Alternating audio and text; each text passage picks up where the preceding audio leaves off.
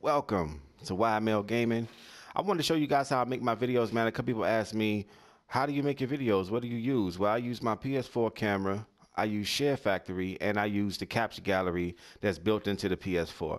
Now, before I upload my clips to the Share Factory and all of that, I go into the capture gallery, and I trim them down. If you have a PlayStation 4, you know you go into Share Factory and go to your video section, and you can trim down your videos to the exact second of when you want to start and when you want to end and things like that.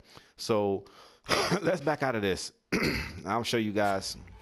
First thing that you want to do, let's say I go to a new project. When you come into this menu, you're gonna have your videos, photos that you've uploaded, the animated things, social, and imported content. You can import music, videos, and images that you've loaded onto a flash drive, a USB stick, and it'll recognize it. It has to be saved and stored in a certain folder, but there's a lot of things online that can show you how to get those folder directories proper, so your Share Factory will actually recognize the content that you put on your flash drive.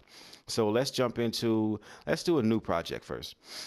Okay, now when you first come into this is what I look at. I look at, these are the themes that you can have as an intro to your video, or what you plan on uploading and things like that. So I always use the PS4 one because the other ones don't really apply to my videos. They have custom things for certain games and stuff like that.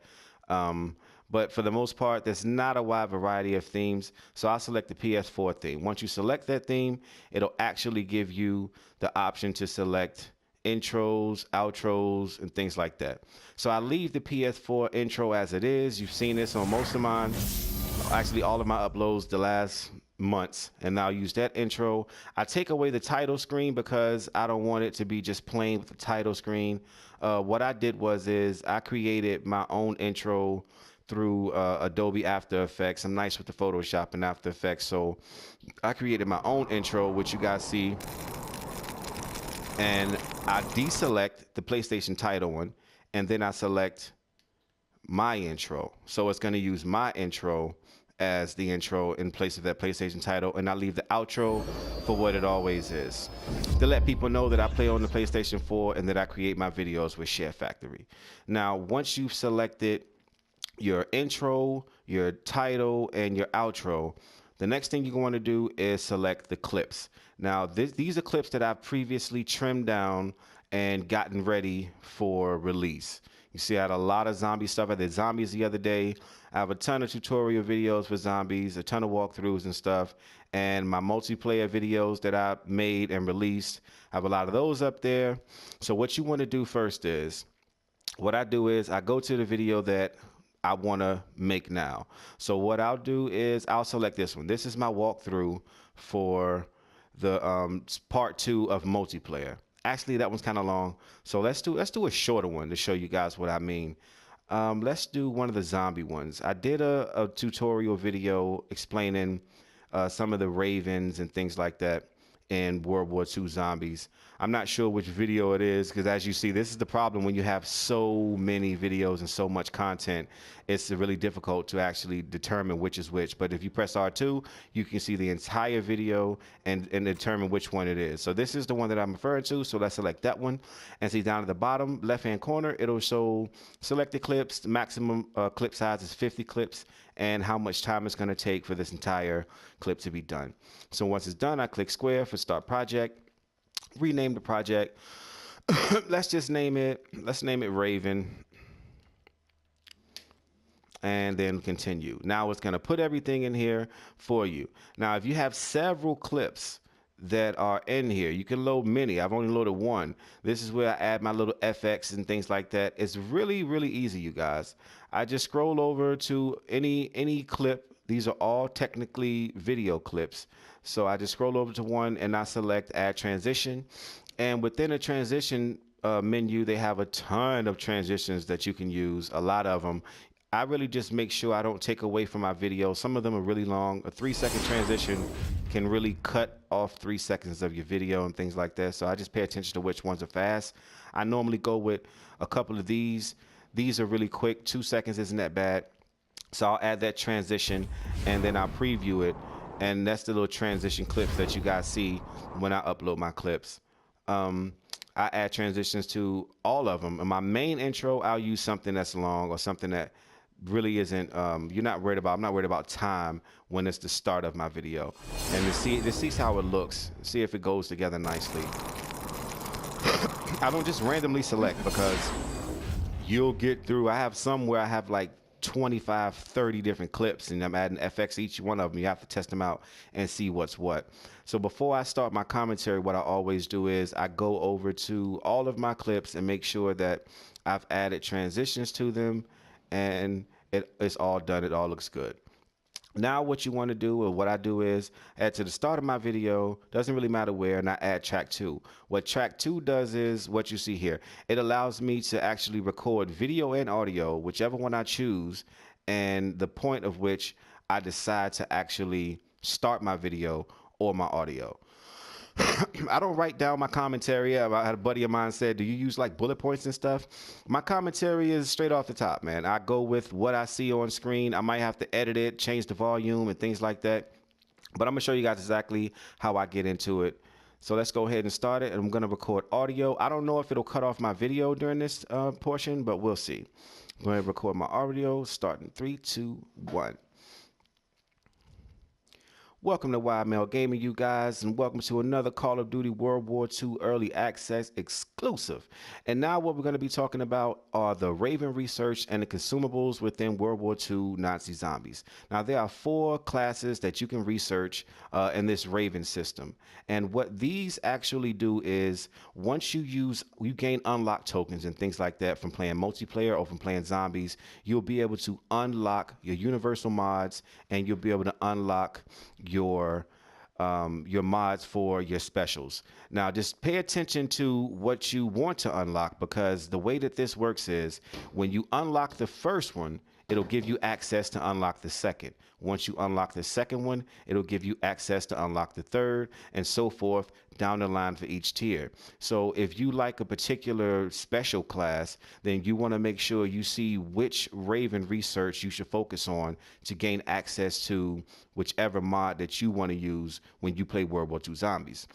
Now, for me, I like the Free Fire class, so I went straight down to see where my Free Fire mods at, because I need those, and I found out it was on the very bottom tier. So as I've been playing zombies, I've been making sure that I only unlock the bottom tiers first and gain access to the mod that I choose to use for mine. Now, you can scroll through each one of these and see what they do, but I have a video already that explains every single mod, from the universal mods to the mods for the specials, so you guys should be a little more familiar with what these mods do and how you apply them to your loadouts and things like that.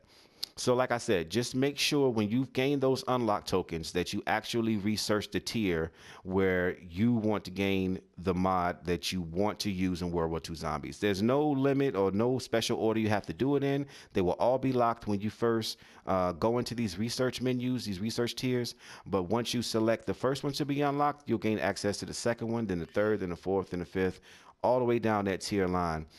So just really pay attention to which ones that you want, so you don't unlock unnecessary mods and things like that. I made that mistake when I first started getting these tokens and unlocking things. I would just click it, unlock, and I didn't realize that I was not unlocking what I truly needed. Now, I'm gonna tell you guys, this is what I mean by that. Now, your universal mods and your mods for your specials are going to be locked, but the moment that you unlock them, then you gain access to those mods. In the video that I already showed you guys, or that I released, it shows you all of the mods as they are, not locked. But when you first come on to World War II Zombies, everything will be locked. They will have preset classes and things like that that'll already give you certain mods, but just make sure you play so you can earn those unlock tokens to get access to the ones that you truly want, so you're not stuck with preset loadouts and things like that. Free Fire is by far my favorite. I use that every single time I've played World War II Zombies. I did mess around with the other ones, but for the most part, I found Free Fire to be the most effective, and I think that I'll continue to use Free Fire in the long run. So let's jump into the consumables. Now, what these are one-time use consumables that you can use each game that you play on World War II Zombies. Now, you can see on the right-hand side, there's a big screen full of each consumable, or all the consumables that you have. and you can sort these through certain groups. You can do all of them. You can go straight to your power-ups and see which ones are just the power-ups. You can go to the weapons and see which ones pertain to weapons in game, and the keys and the discounts. They give you a description on the right-hand side showing you what each consumable does, how many charges you have, and so forth. It's really cool to see how many you have, so you know. I guess you could say this is kind of like your fate and fortune card setup within Infinite Warfare Zombies, but this is a little more different because once it's used, you can't use it again. You can't replenish it. It's a pretty cool system. As far as the self-revives will be awarded to you through supply drops and things like that. I think when you first start World War II Zombies, they will give you a couple of self-revives just so you don't have to go down in zombies and die and your experience is over when you first start playing and getting into the game. So just make sure that when you open supply drops, that's really the only way you can get more. So I'm going to show you guys a couple of supply drop openings so you can see exactly what I mean and the things that do get awarded to you when you play zombies. So far, I've gotten rare zombie supply drops. I've gotten common supply drops. You'll see in the bottom right-hand side of the screen, when you press R2, you can access your supply drops. Unfortunately, I don't have any supply drops in this video, but I have them in other videos. So you would have seen that already if you've seen previous videos pertaining to World War II Zombies that I've released. I hope you guys found this information helpful. I'm going to continue bringing you the heat for World War II Zombies. I got a ton of stuff coming your way. I have tutorials for the fireworks, the Final Reich Easter egg. I have a ton of videos showing you guys all of the blitz locations and best weapon classes. I'm going to hook you guys up, man. As always, if you're new to YML Gaming, hit that sub button, leave a like, comment down below. Thanks for watching, and I'll catch you on the next video. And that's how you do it. One take, one take, one take. Now, what I normally do is I'll test it out and see. The volume is always extremely loud when I play it back, and I always have to lower my volume. A lot of people have said in previous videos, hey, man, your volume is like kind of low. Can you speak up? And I was wondering, maybe I turned it down too low because for the most part, my volume is definitely loud enough. So I'll do one playthrough. Well, not a complete playthrough. I'll skip through. I don't want you guys to watch it twice, but I'll just do one playthrough. Welcome to YML Gaming, you guys, and welcome to another Call of Duty World War II Early Access exclusive. Okay, now I can see right there, that's automatically gonna be loud. So I'll turn this down to about 60, confirm that, and try it again and see if it sounds better now that I've adjusted the volume. Welcome to YML Gaming, you guys, and welcome to another Call of Duty World War II Early Access exclusive. And now what we're going to be talking about are the Raven research and the consumables within World War II Nazi zombies. Now, there are 4 classes that you can research in this Raven system. And what these actually do is once you gain unlock tokens and things like that from playing multiplayer or from playing zombies, you'll be able to unlock your universal mods and you'll be able to unlock your mods for your specials. Now, just pay attention to what you want. Okay, that sounds pretty good. Let me skip around through here. For the fireworks, the Final Reich Easter egg. I have a ton of videos showing you guys all of the blitz locations and best weapon classes. I'm going to hook you guys up, man. As always, if you're new to YML Gaming, hit that sub button, leave a like, comment down below. Thanks for watching, and I'll catch you on the next video. Seems good to go. Seems good to go. So what I do now is I just upload. Once I exit out of that, I can press triangle for share and upload it to whatever I choose, to YouTube, to Twitch, to Dailymotion, whatever social site I choose to upload to.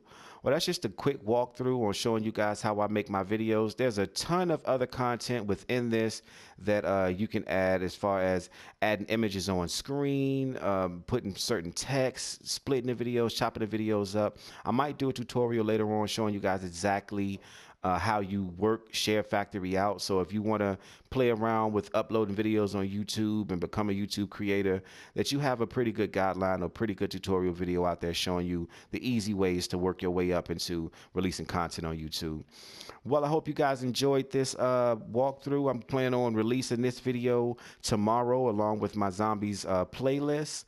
I'm going to release some multiplayer videos, re-release the videos that were taken down from YouTube.